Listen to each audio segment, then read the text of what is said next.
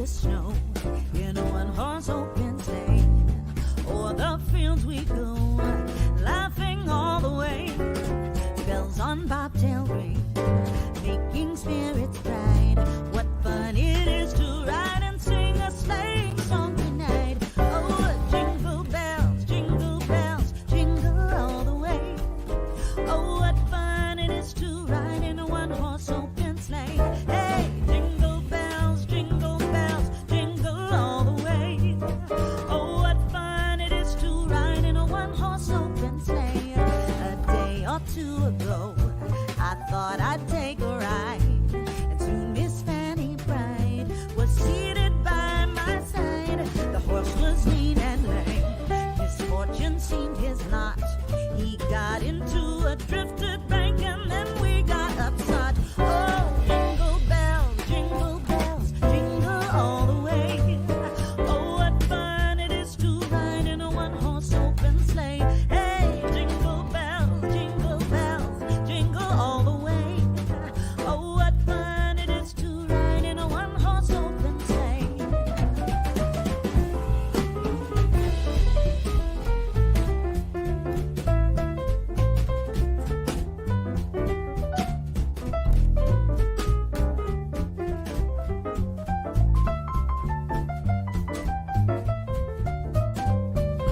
Oh, jingle bells, jingle all the way.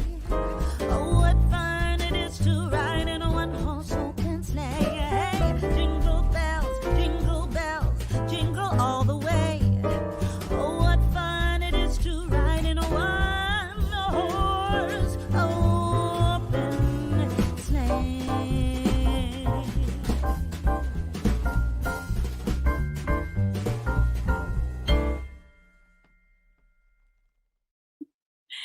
Hi, folks, and welcome to this very special panel as part of the JAMP Holiday Special. My name is Erin Aoyama, and I am absolutely thrilled to be back with the JAMP YouTube channel.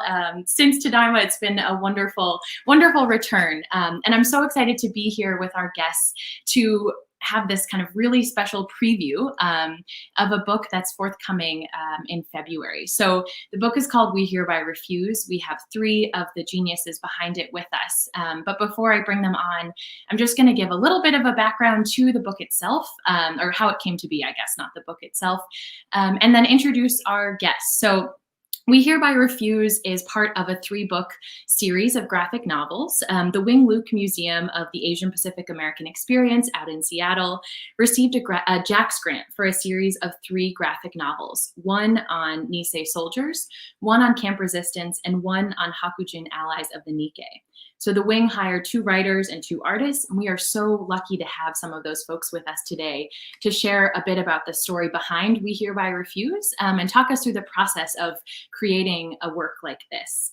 So I'm going to briefly introduce our guests before turning it over to them. But as per usual, we have time for questions at the end. So please, as we go through our conversation, leave any questions you have in the chat, and we'll be sure to get to them. So first and foremost, we have with us Ross Ishikawa, who is a cartoonist and animator living in Seattle, who is currently a senior animator at Splainers.com. Hi, Ross. Hi. Also with us today is Tamiko Nimura, a writer living in Tacoma, Washington, who's training in literature and American ethnic studies at the University of Washington, has prepared her exceptionally well to research, document, and tell the stories of people of color. Hi, Tamiko. She also just published her first book, Rosa Franklin, A Life in Healthcare, Public Service, and Social Justice. Congratulations on that. Thank you. We Hereby Refuse will be her second book. And finally, with us, a great friend of JAMP, we have Frank Abe, writer, filmmaker, actor, journalist. Frank helped produce the first ever Day of Remembrance in Seattle in 1978, alongside Frank Chin and Lawson Inada. And this is a tradition that we know has been meaningfully and powerfully carried on since then.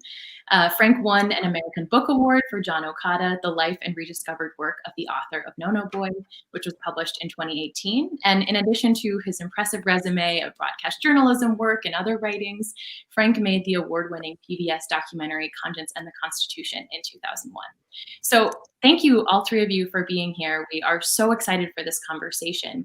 And I'm so looking forward to hearing about your work on We Hereby Refuse, from the framing of the story to the storytelling itself to the art. So with that, I will turn it over to you, Frank and Tamiko. Thank you, Erin. Thanksgiving weekend, the first day of remembrance was 42 years ago, as you mentioned. And Frank Chin said, let's do it on Thanksgiving Day. And Henry Miyatake said, Frank, are you crazy? Everyone wants to be with their family on Thanksgiving. And so we compromised on the Sunday after Thanksgiving holiday weekend, like this weekend. And people were ready for it. And it touched a nerve. And we hope that this book also reaches people. We just finished editing the narration and dialogue on Monday, and artists are in final production right now. It'll be published on February 9th of 2021 by Chin Music Press of Seattle. Very thankful for their support. So since no one has had a chance to see the book yet, we have to really give you a good idea of what's inside.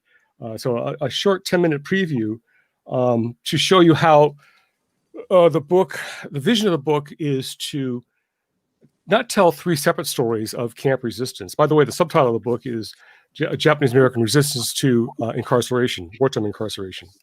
And not tell three stories of, heroes of incarceration, but to have one collective vision, one voice of resistance that was, really part of everyone's collective experience in the camp, shared by so many. So in a lot of ways, it is the great camp movie that we've all aspired to see or make, in that we tell the story from start to finish in one long, deep breath. So, Kimiko, I'm going to share the screen now, and the story takes us from.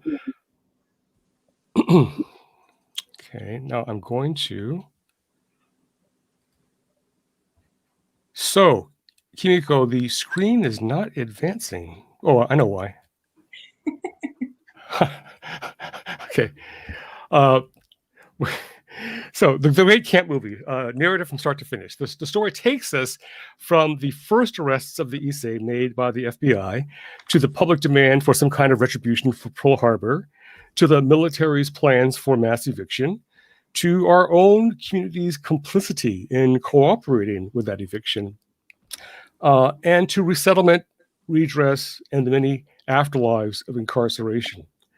We tell this epic story through the eyes of three characters who each, in their own way, in the face of mass injustice, simply said, I refuse. Tamiko will now read the introduction to the first character, and as she does, keep in mind that the dialogue that she's reading is edited. It may not be, to the final version may not match what you see on the screen. So, Tamiko?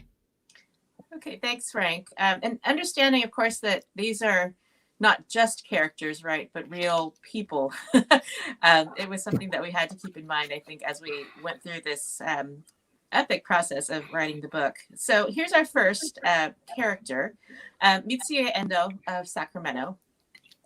She was a public employee who contested her dismissal from her job simply for being Japanese. We show how that class action case led to her being named as the plaintiff in a lawsuit against the continued incarceration of Japanese Americans. It was a case that went all the way to the U.S. Supreme Court. But in order to get there, she had to refuse the government's offer of a leave permit, which would have made her case moot. And so in the next slide, we meet her for the first time on the way to work. So at the top there, you'll see her narrating here. She's crossing the street and headed to work. She says, with so much discrimination against us, I was glad to get a position with the state of California. It hired Nisei as professionals, and the job came with civil service protections. She's walking into work. Can you believe all the rumors and lies? So many rumors and lies.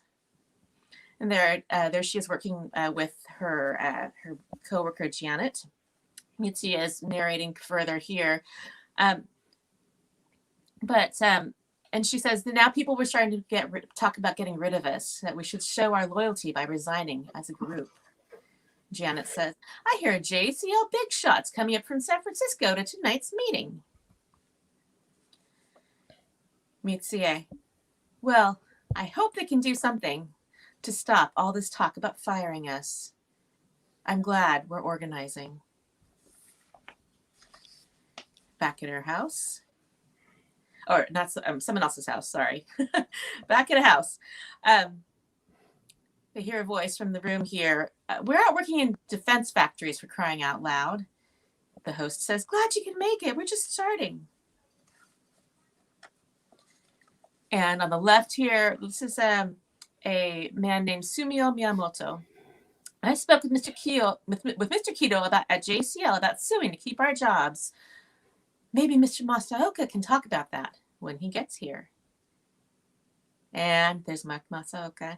Hi, folks. Thanks for coming out tonight. Wow, what a turnout. Sorry I'm late, but I bring good news.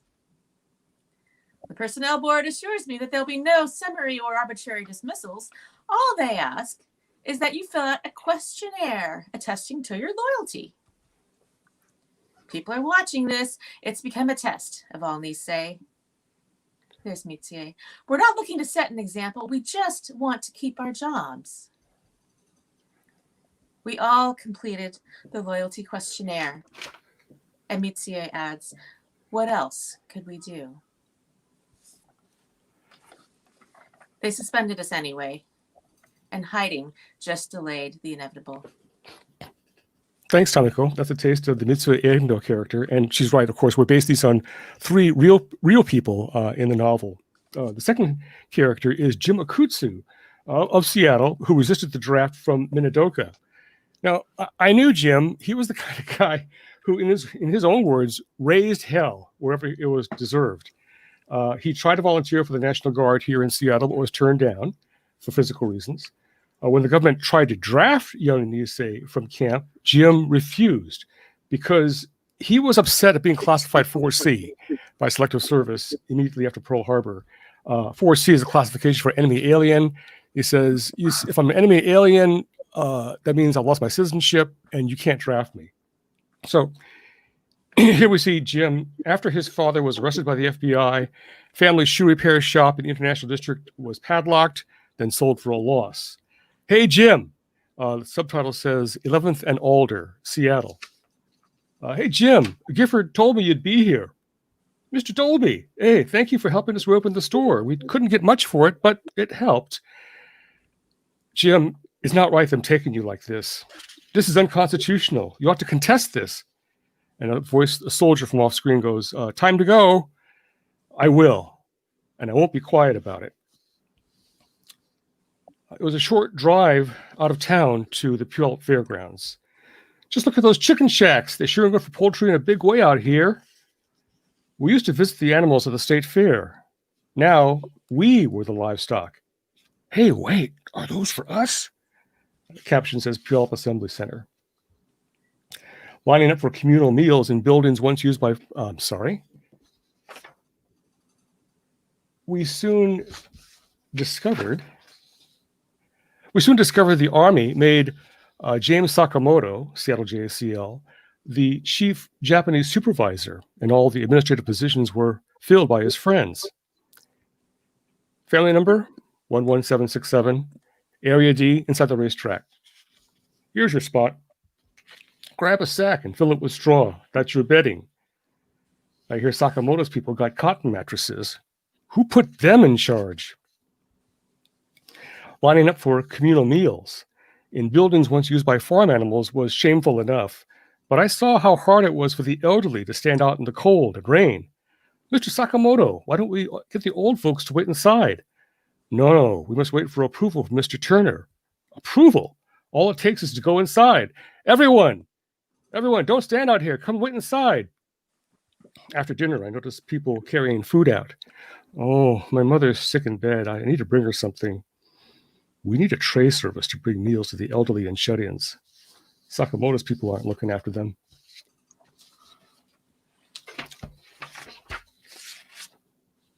Finally, Hiroshi Kashiwagi, who coincidentally is Tamiko's uncle by marriage.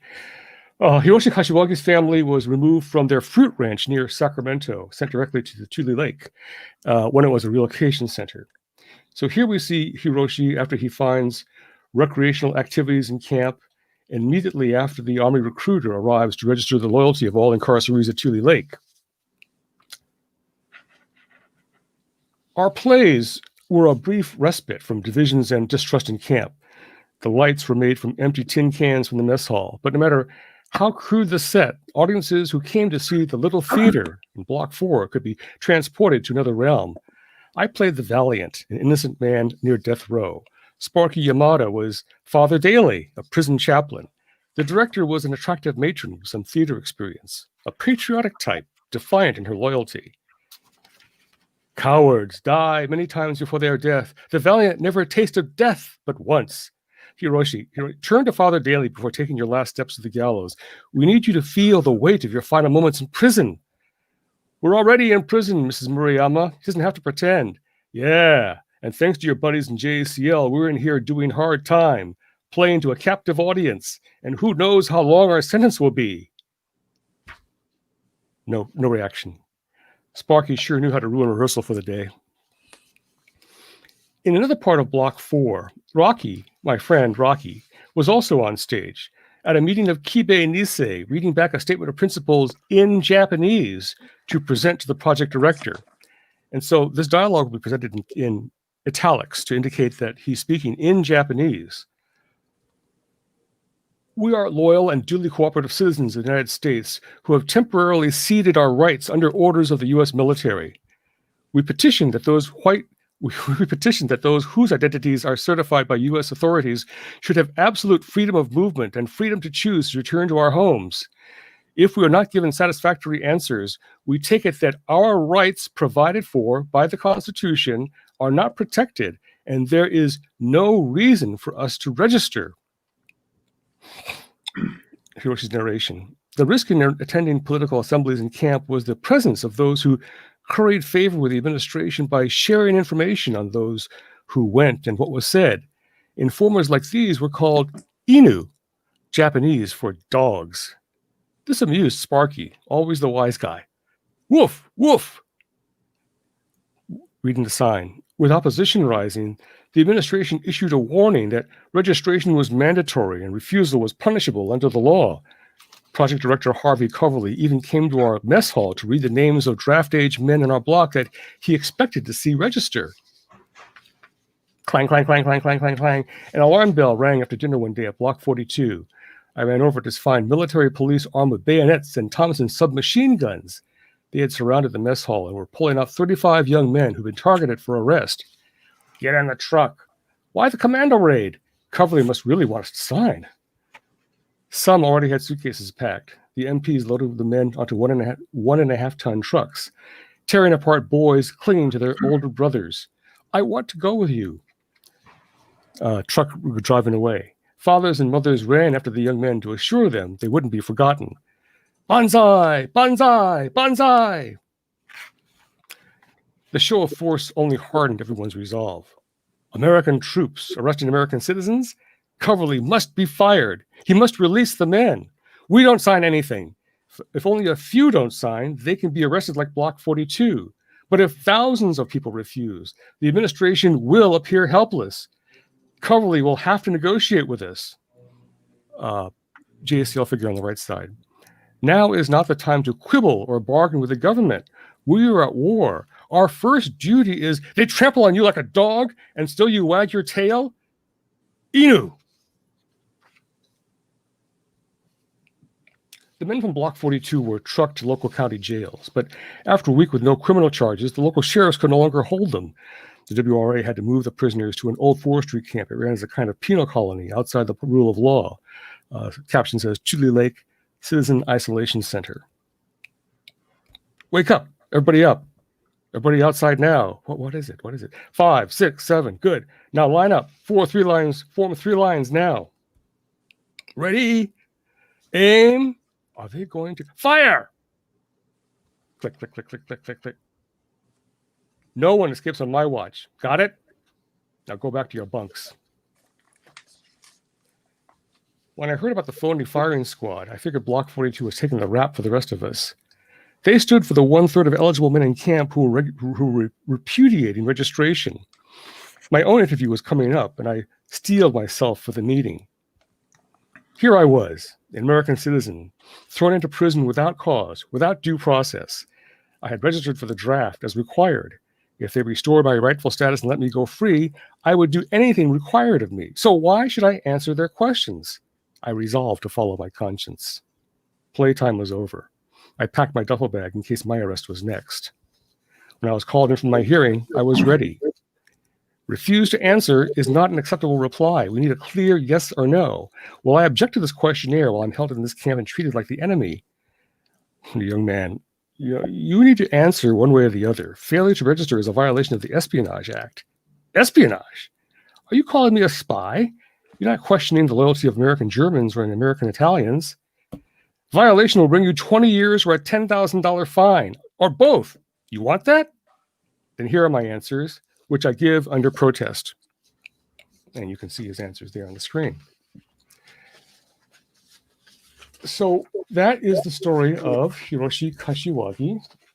And through Hiroshi's eyes, we get to see all the events at the Chuli Lake, when it becomes a segregation center.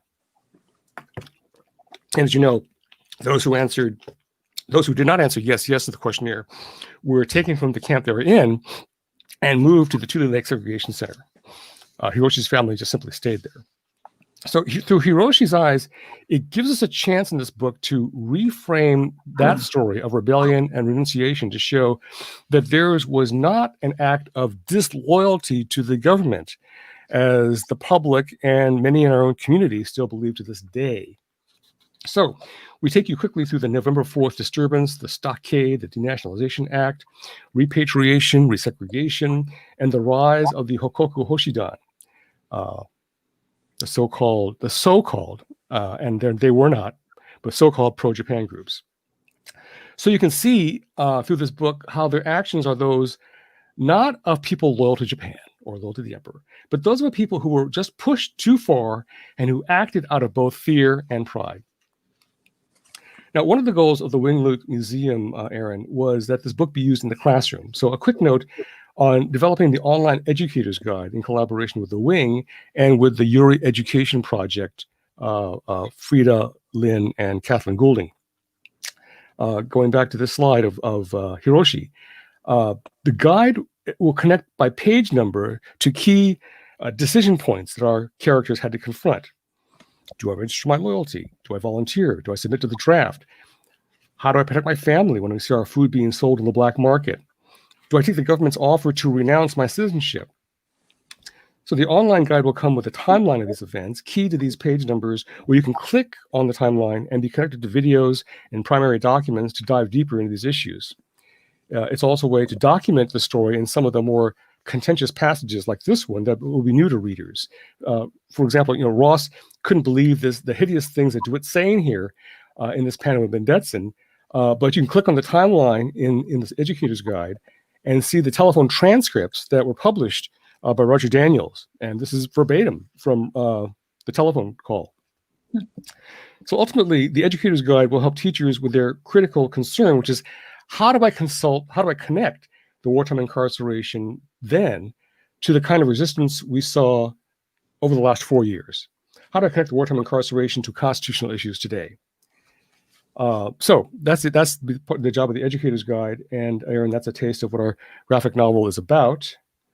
And again, we don't want to give too much away because we want readers to be able to discover it for themselves. So thank you. Wow. Thank you so much, Frank and Tamiko, for sharing. I mean, you can see just from the screens you showed and the dialogue and narration how powerful this story is, especially because of the art behind it, right? Because it's a graphic novel. Can't wait to talk more about the educator's guide. That sounds incredible. But before we get there, I would love to turn it over to the person behind the art, Ross Ishikawa, to talk us through some of your process and your work as well. Thank you, Erin. And I should say, Matt Sasaki was the other artist on this project, and he did a great job. And we have very distinct styles, and it was a challenge to put us both together. And so I think it worked out well. I'm going to go over a little bit. I thought I'd take time to talk about source material I used for the illustrations that I did. I was throughout this whole process, it's been about 4 years. Frank and Tamiko have been tireless researchers, and I was very impressed with the meticulousness with which they did their research. And as Frank alluded, I was very, there'd be these quotes that they would come up with, and I'd say they couldn't have actually said that. And on the JACL side and on the government side, and they would, the next email back would be, here's the quote, here's the source. And so I was just very impressed by that, and I wanted the illustrations to have that same level of rigor in terms of the settings. So with that, I think if I can share my screen here. Ross, do you want to just say really quickly which ones you illustrated? Pardon me? Really quickly, did you want to just talk about the storylines that you illustrated? Yes, I illustrated the Endo story and the Akutsu story. We split it up by protagonists, basically, and that seemed to be a logical way to break it up. I tried also just to differentiate between the two stories that I was doing. There's a subtle difference in the color schemes, the palette that I used for both of those. And Endo is from California, and hers is a little brighter and cheerier. And up here in Seattle with Jim, it isn't quite as bright and cheery in Seattle. It's more, interesting. Yeah, more green and calm, I suppose. So that was some of the thought behind that. Nice.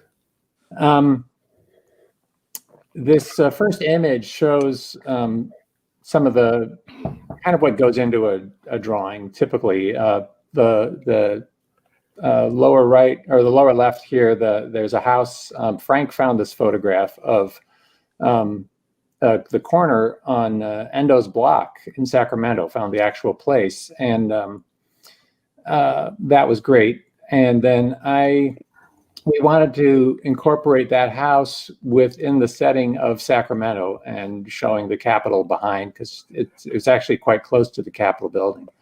And so I found I went on Google Earth and found what the relationship was with that corner. The corner is completely different today. It's some hotels and parking lots and things. So it was a challenge to get all that together in one spot. And then also I would find, photographs of period cars and that sort of thing. One kind of fun research thing I discovered was this guy up here has a website devoted to the ferries of Washington State. And when I had to have an image of the ferry taking Jim and Jean to prison, I wanted to make sure it was the right ferry. And this guy helped me track down the actual ferry that it probably was, which was Get out of here, Ross. That's amazing. There's a huge ferry culture, ferry history culture in Washington that I did not know about. Yes, and there are a lot of ferries on this website, and so he helped me narrow down where the actual one was, and so that was pretty fun. There was also great resources that Frank helped track down of contemporaneous artists in camp who had already drawn some of the scenes that we were showing. So I, in an homage to them, I incorporated some of their composition and wanted to sort of reference them. These two drawings, the sketches here, are these great sketches from Eddie Kuroshima, and this attack on Mr. Kido was from Gene Sugioka, and in Poston, and so they had a lot of emotion in them, and so it was a great resource just to get a sense of how it felt. There were this next series of slides will show how I would take photographs and convert them into angles and views that I could use. I used to be an architect, and I use a program called SketchUp, and it has a great feature where you can take a photograph and basically generate a 3D model out of it. And so there are lots of photos of the Puyallup Fairgrounds where the Akutsus first started their odyssey, and but they're all sort of in angles that weren't useful to me. So this allowed me to generate a 3D model and then pull away and basically I modeled the whole fairgrounds and the camp so I could get the shots I wanted. This aerial view of the camp was great for that because it basically showed the relationship of everything. With the photographs, it was hard to sort of narrow down where was that taken and where was that taken. But after going through this exercise, I really have a good sense of where the buses came in and where they were dropped off and where the Akutsus were living, and that was great. And so from that aerial shot, I was able to make this shot, which shows where they arrived and also emphasize just the massive amount of barracks that were constructed for this. Two challenges were the two shoe repair shops that the Akutsus ran, and they ran one before the war and one after the war. The one after the war was shown here in a photograph of Jim in front of the repair shop in the 50s. It was great to have that. And Seattle has this great thing. In about 1938, I think it was a WPA project, the county assessor photographed every building in the city and at the time. And so there's a great treasure trove of photographs of buildings throughout the city, most of them. Here, there's a building on a corner. Here's another building on the corner. Our building, the shoe repair shop, is in this little building in between these two. And so we don't have a really good picture of that. But I was able, using those photographs and the software, to create that block. And then I could actually apply that photograph to the front. And then that's how I came up with this. And you know, there was good, that photograph had a good idea of what the sign looked like. And so that was a fun project. A bigger challenge was the shoe shop they had before the war. It's today, that site is a park. And you can see in Seattle, there's in the Chinatown area, there's a landmark called the Bush Hotel. And it's advertised as modern and fireproof. And it's a bit of a landmark that you notice when you come. And so this is where the shoe shop was, right at the base of that arch. But unfortunately, the only 1938 photo we could find was this one, which was basically around the block. Here's the Bush Hotel in the upper right here from a different angle. And it took a while to realize, oh, this is the wrong block, and we're not going to find a photo of that. But fortunately, we, after weeks of looking and giving up and reaching lots of dead ends, the Dasho project, their digital repository, which is a great website here in Seattle, they had a series of photographs similar to the 1938 WA project, where they took pictures, or where somebody took pictures of all the blocks in Japantown. And lo and behold, my white elephant was discovered. There's the sign for the shoe shop right there. And it's the new Golden Shoe Repair Shop. And so that was just, I was very excited when I found that at 1 a.m. one evening. I could make a 3D model of that and find the right angle And that's how I composed what's the cover of the book.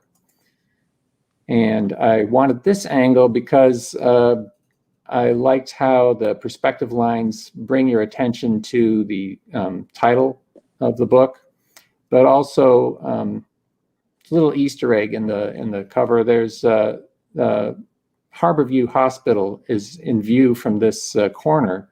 It's up on a hill in the background, and Harborview plays a bit of a role later on in the book, and so I wanted to sort of acknowledge that with this cover. As we see the protagonists from the Akutsu story, the Akutsu family packing up, getting ready to go to camp. And with that, I will pass it back to you, Erin.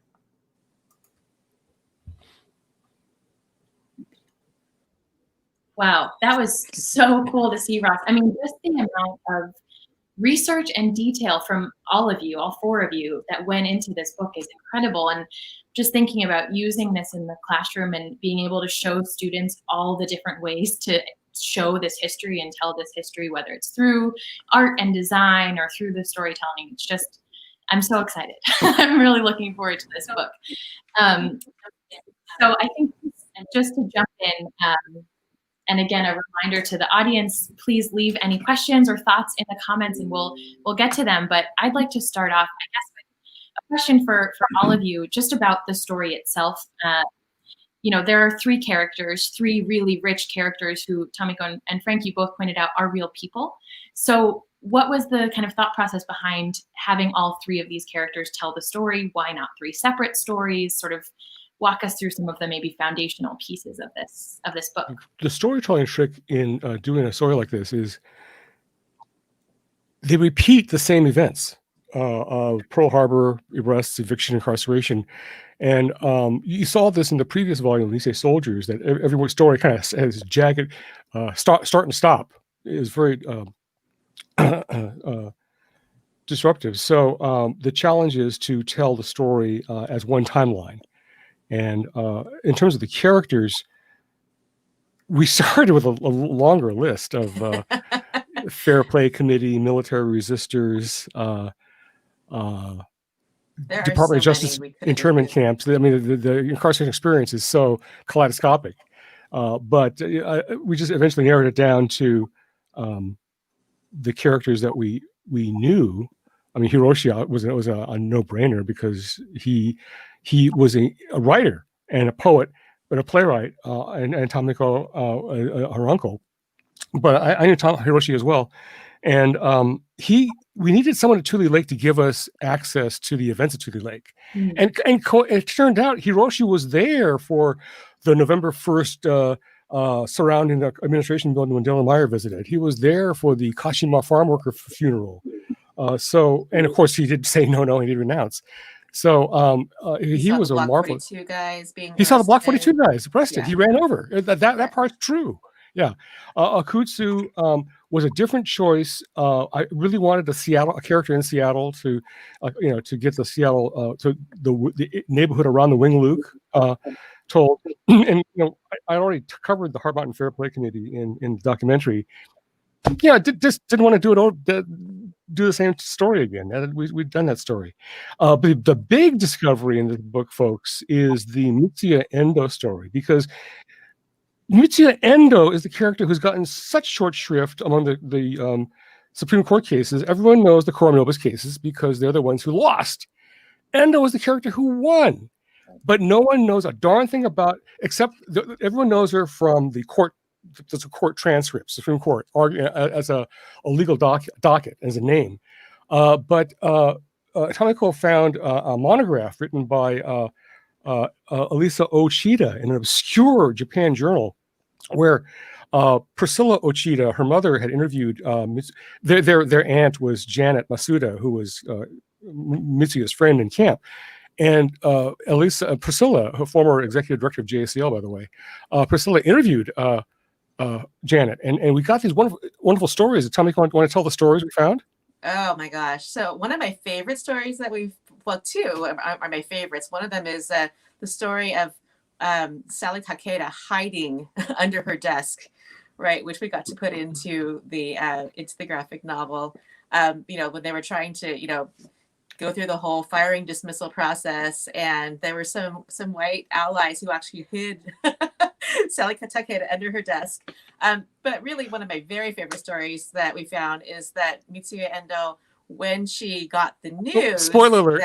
Spoiler alert! Sorry. That's okay. That's okay. When she got the news, she ran over to Janet's barrack and they danced around barrack.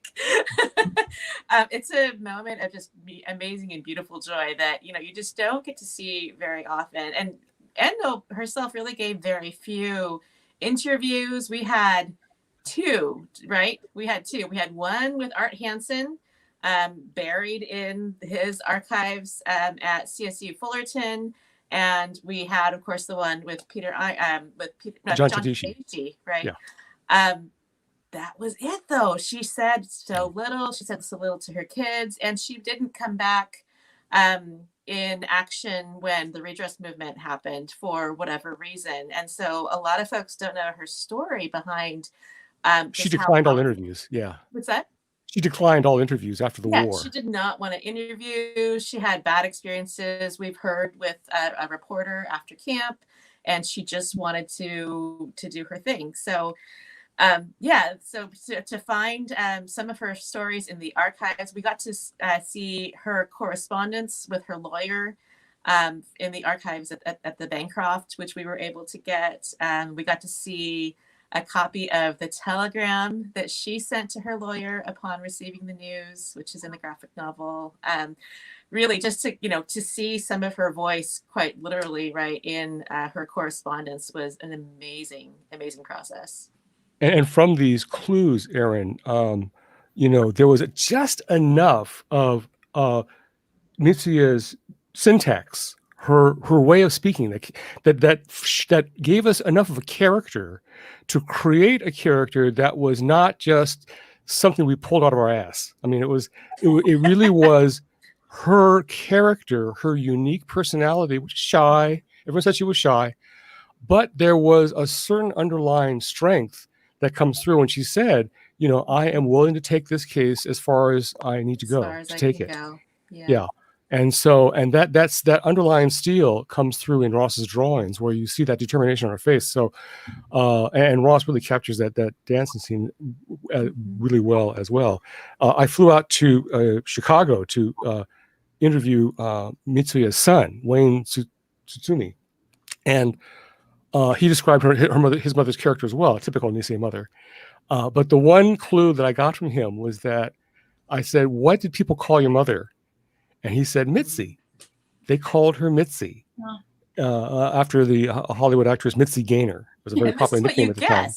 Yeah, that's the name you guessed. And I guessed that originally. I thought, I'm sure they called her Mitzi, and he confirmed it right away. So everything we tried to get was based on fact. Yeah. Yeah, I mean, you could write a book about this book. I bet that would be like just as No. No, it'll be text. It'll be text. Right. Well, I want to come back to some of what you were saying about the ways that you're redefining maybe how we think about resistance in this novel. But first, I want to ask you, Ross, I think, in your process of creating the drawings for this graphic novel, like, where did you focus on putting the emotion? Because obviously these stories are charged, but also complex, right? As we're hearing about Endo's character and how do you bring out the shyness, but also this steely reserve that's there. As you're putting these, giving faces literally to these people, where are you focusing on in drawing the scenes, like how the emotion comes through? Yeah, I think we went back and forth, Frank, Tamiko, and I, in terms of the emotion.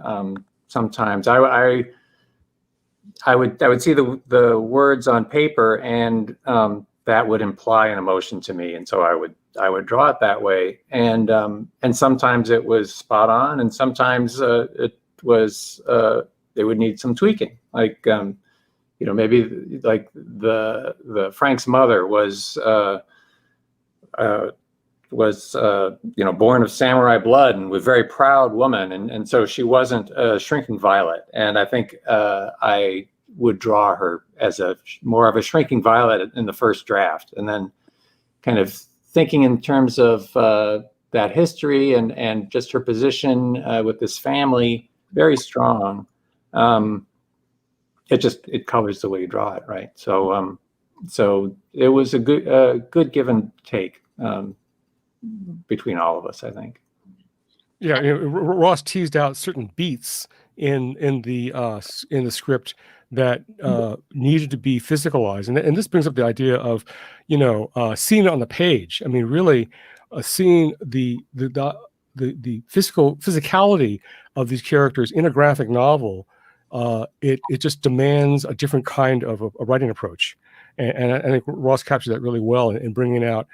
He would, looking at it, he would add certain beats that that in the course of human interaction needed to be there.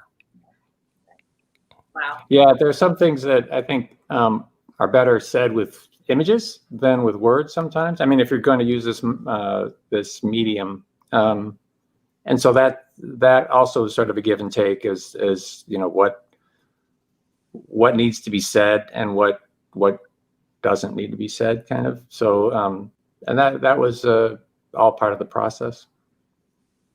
Wow. I mean, the collaboration behind this process is kind of astounding. And that's not easy to do, right? To be telling a story and working with 3 other people to also tell this story. So I want to ask you, each of you, maybe, like, what were some of the fun challenges or maybe surprises or really sort of fruitful things that came from, Frank and Tamiko writing a story in collaboration with artists? And then for you, Ross, like telling this story with 2 other people who are also telling these stories of these, like, that's a lot of work. But as you said, like, there's so many beautiful ways then to tell more pieces of the story. But I wonder about the collaborative part of the process. Like, what did each of you learn while working with, your other 3 writers and artists here? It's a big question, but.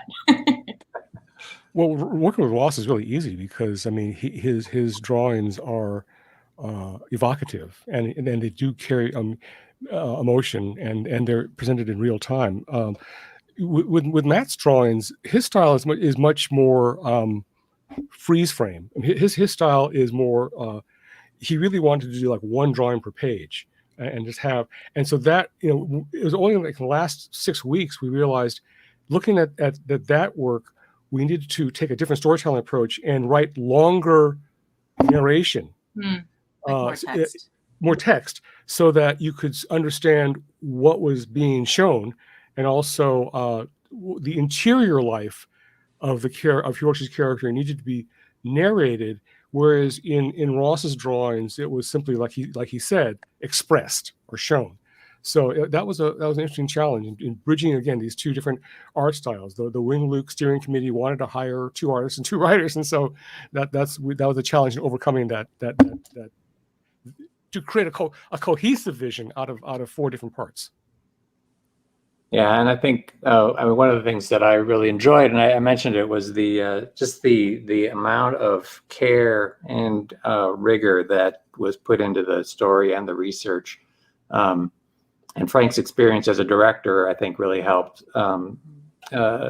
bring it, kind of have a cinematic feel to it as well, which I thought made it a success, or makes it a success. Speaking of art direction, I mean, the unexpected part, Erin, in writing the script, was we also had to act as set decorators and art directors in exhuming these images. Erin, there were questions you never thought you'd have to answer. I've been doing this for 42 years now, and I never thought to ask, well, what did the guard towers at Puyallup Assembly Center really look like? Oh, that's a great story. I love that story. And we didn't. And I saw Eileen Yamada Lanfear online right now, and we went to Eileen, and I said, Eileen, you've done all these exhibits at the Puyallup Fair. What are I've never seen a photograph of the guard towers. Where were the guard towers? Yeah. And she goes, neither have we. And so Ross, do you want to tell your story about zooming in on that photo? You showed us that aerial photograph of the Puyallup Assembly Center. Yeah, it was kind of like an episode of CSI or something. I found this and we weren't sure if there were towers or not. And then I found on this photograph there's a shadow. In an aerial photograph, there's like a shadow of a tower. And so I zoomed in more, and pressed enhance, and there are the towers right there. And I'm trying to remember how we found the configuration of them, because they're we saw that some artists had drawn them, right? Some artists in Puyallup, right? Yeah, right. Yeah, right. One artist, and many eyewitness testimonies, of course. Yes. Yeah. Yes, but we didn't have photographs, and that to me just said so much about how this history has so many layers of being sedimented and hidden and told, right? That no photographs, but we know the people who were there, right? Were testifying that they were there. So sorry to interrupt you, Ross. No, it's been like 3 years since we had that conversation. Right. And then Topaz. I mean, the barracks at Topaz were built on uneven ground, so they didn't have stairs like they did at Minidoka. As you well know, Erin, the stairs at Topaz are flat to the ground because the barracks had to be built they were set on little slabs of wood. And so the doorways at Topaz have these little handrails, 2x4 handrails around the doors, and the steps are just like one step flat on the ground or no step at all, because it was built on uneven ground. The welcoming signs, Erin, have you seen a welcoming sign at Minidoka ever? No. Oh my God. You see the honor roll sign, everyone uses that, and the modern sign, but I've never seen a Minidoka like you have for Manzanar War Relocation Center, is a carved sign of Manzanar. Ross wanted to do something for Topaz, and so we found this photo on the internet. Wonderful looking sign. This Topaz Relocation Center, built like a wooden tower. It's like, oh, that's really something. That's very. And then I showed the page, which I drew very meticulously. You did a really good job on that, Ross. So beautiful. So I'm so sorry. I apologize about that. Showed it to Jane Beckwith at the Topaz Museum, and about something else, and she goes, "Oh, this and this." She said, "Oh, by the way, that cell with the Topaz sign, that's fake." That sign was built as a prop in a movie called American Pastime that was set in Topaz. American Pastime, and so that sign is not Topaz. It was never there. And so she sent us a photograph of the main pass gate at Topaz, and you realize that there was actually no need for a welcoming sign at Topaz or Minidoka or any of these camps, because it's not built on our arterial street where you drive by. You need a sign to say, what is this? When you're driving out to some godforsaken location in the middle of nowhere, you've arrived there because you see these buildings in the dust, and you've arrived. You don't need a sign that says "Welcome to Topaz." These stories are great. Well, I want to get to. We have 2 questions from Ken Mochizuki. Great question. So the first one, Frank, you'd mentioned before that attorney Wayne Collins would be one of the subjects. Why wasn't he chosen? He is. So Ken, I know Ken's doing the 3rd book in the series on white allies, and Wayne Collins, Hiroshi Kashiwagi met Wayne when he came to the 2nd time, described him as a chain smoker, tall, nattily dressed, and so we bring in Wayne at the very end of Hiroshi Kashiwagi's story, because he helped them found the Tule Lake Defense Committee and helped Hiroshi win back his citizenship after 10 years. And then Ken's second question, do you expect a reaction from the JACL, or is the defense of JACL over their actions back then over with the passing of the Nisei generation? Ken, this weighs heavily on me because the responsibility has been transferred to us to tell these stories. Mike Masaoka is gone. Bill Hosokawa is gone. All of the Nisei here in Seattle are Shei Aoki's gone, and so on the one hand, I don't have Bill telling me again, how mistaken I am or how wrong I am in my interpretation. Bill, I should say, Bill never said that. I feared Bill would say that, but he never actually commented on the film. But we could actually, the responsibility weighs heavily, Ken, because there's no one left to tell us, oh no, you're mistaken, you're wrong, you got that wrong. And so it makes it harder to try and be honor these stories correctly and tell them correctly, because the Yonsei and Gosei will say, well, I saw it in Ken's book, or I saw it in Ross's book, that this is how it looked, and this is how they talked, and this is what would happen. And you don't want to mislead people to think that Topaz had this big wooden sign in front when it was in the movie. So it's with the passing of this generation, it's true that their stories are still captured by Densho, fortunately, and of course books. So we don't want to put something in a book that can be later shown to be fundamentally incorrect. I mean, there are some artistic licenses, but fundamentally incorrect. No, we can't afford that to be caught short later on. So I think everything in the book is fundamentally emotionally true with some artistic dramatic license. And I'm also hopeful. I'm sorry, Erin, go ahead. I'm also hopeful that, we actually had very recently, a JCL apology to those who were incarcerated at Tule Lake. Yes, it was modified and went back and forth. But I don't, my hope is that really our intent is to honor these stories, and we did so to the very best of our historical knowledge, which goes back very deeply with Frank, and the research skills that this was meant to honor the stories.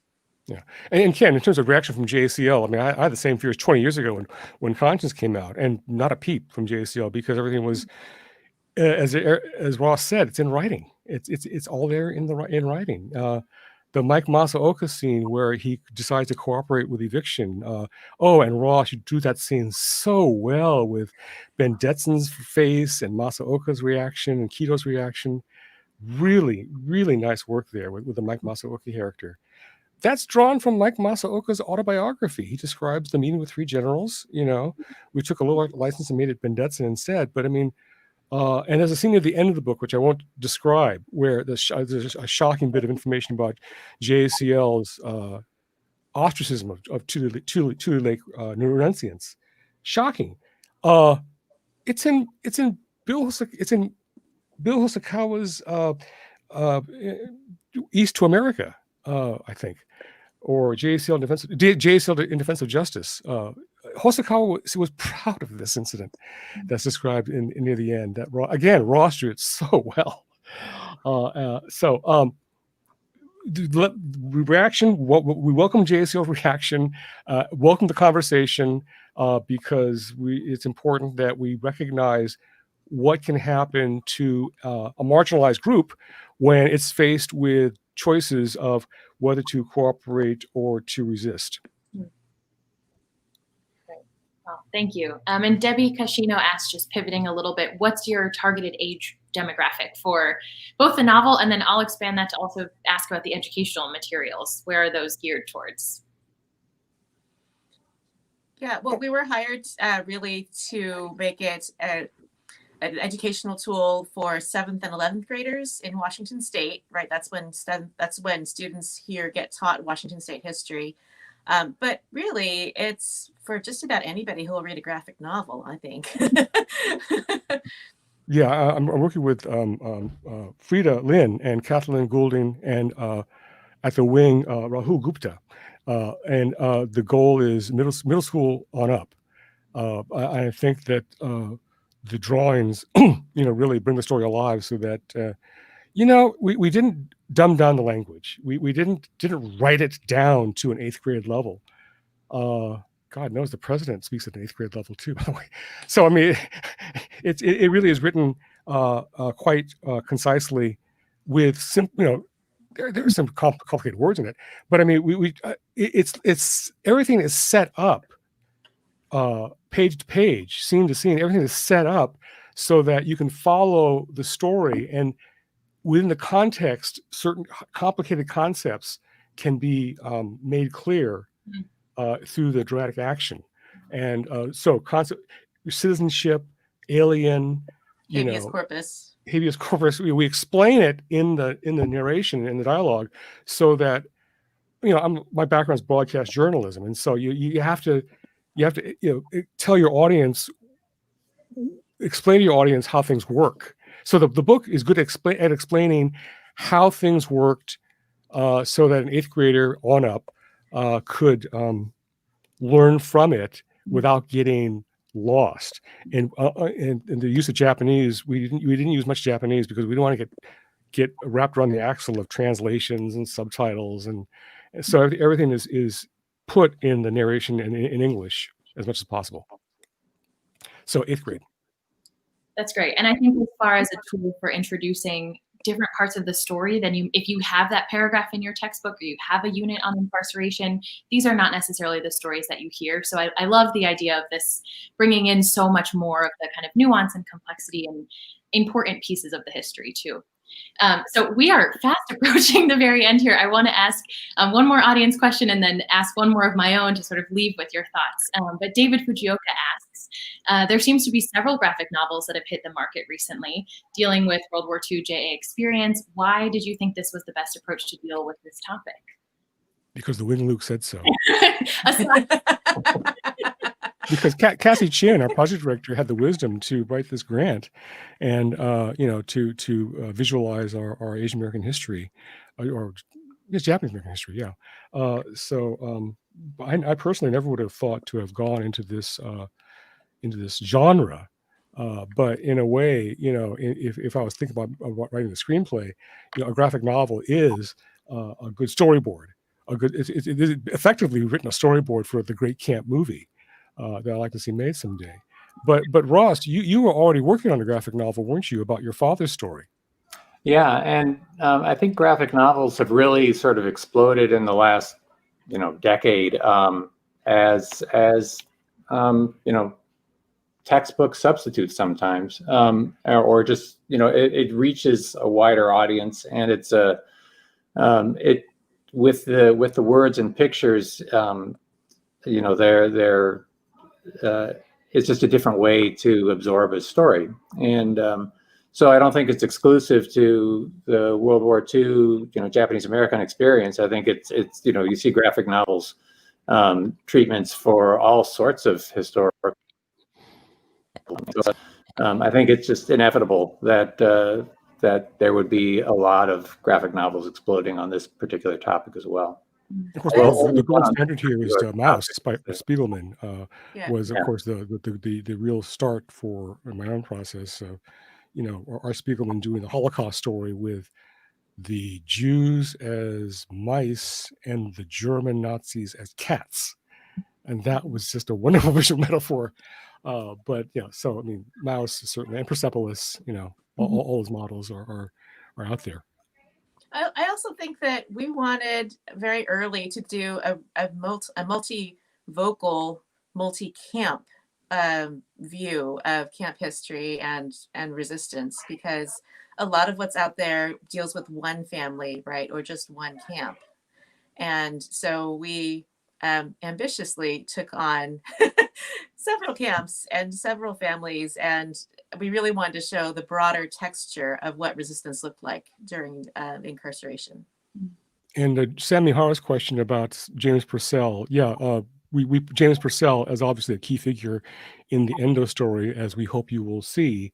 I was lucky enough to meet Jim's daughter, Kathleen Purcell, in San Francisco, who went into the family business as a lawyer in her father's firm, and was extremely helpful in bringing us more of James Purcell's personality and some stories we couldn't get into the novel. But yeah, he's in there, Sam. That's fantastic. Well, I know I'm excited. I think folks watching along with us are so looking forward to this book, which will be out February 8th, 2021. With fingers crossed, February 9th. Yeah, fingers crossed. It's on YouTube now, so that has to happen. I'm kidding. But I'm wondering, just to sort of leave us today, returning to this question of resistance, I'm wondering for each of you if there's a certain sort of message from the text, message about resistance, or message about kind of these histories of resistance, what this means, what you think, these folks really stood for, that you highlight in this book, but also, all of the many people who could have been those three stories but weren't. Sort of what do you hope that readers and audiences of all ages will take away as far as the meaning of resistance and the importance of learning and hearing these stories? Because it's happening again today. It's happening again now, except for the last 3 weeks ago, we turned the page, thank goodness. But we still have the lessons of the last 4 years where we saw the rise of white nationalism, the demonization of immigrants and asylum seekers.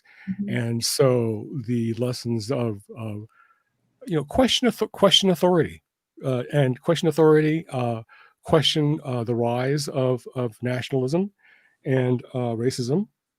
It happened before. We used to say, Erin, it happened before. We don't, and we hope it never happens again. Regrettably, now we've seen it did happen again, and 3 weeks ago I would have said it's happening now. And fortunately now we turn the page. So still we need to be vigilant because the pendulum can swing one more time. So the lessons are there, and the last page, which I won't spoil, kind of brings it home with the three characters speaking to this very issue of it's happening again. One thing that one lesson I kind of took from this was, these are all three individual stories, and it was about individuals and how they react, and I think that it is really on an individual level, how you deal with this. It's not, it's the system created these problems, but it's how individuals face these problems is really kind of what our stories were, and I think that's a useful thing to keep in mind when we're talking about vigilance, right? So each individual has their own responsibility to be true to their values. Any question? Go ahead. For me, very early, I wanted to make sure that we had a complexity of paths to resistance, right? That it wasn't necessarily just one kind of personality or one kind of situation that could resist, right? I wanted people to have multiple paths towards resistance. It could be someone who was absolutely terrified and resisted anyway, right? It could be someone who was fearful, but had these other concerns about keeping their families together, right? Resistance is a lot more complex than we can make it up to be at times. So I really wanted to show how textured that decision could be. Aaron, I want to finally add that Fuji Design asks about several graphic novels in the market recently.